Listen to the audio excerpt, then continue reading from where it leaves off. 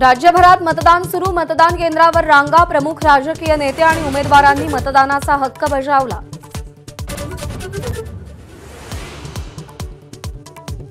राज्यात सकाळी 9 पर्यंत 6.61% मतदान। मतदानाचा टक्का वाढवण्याचं सर्वपक्षीय नेत्यांसह सेलिब्रिटींचंही आवाहन।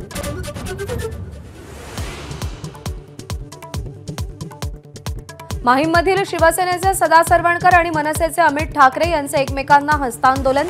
दोन्ही उमेदवार सिद्धिविनायकाच्या दर्शनानंतर मतदानासाठी।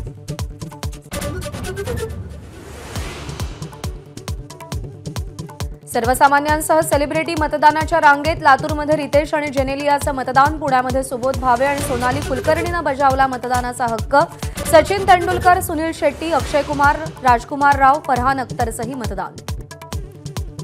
नांदगावमध्ये आमदार सुहास कांदेंनी आणलेल्या मतदारांना समीर भुजबळांनी अडवलं। भुजबळ आणि कांदे समर्थकांमध्ये खडाजंगी।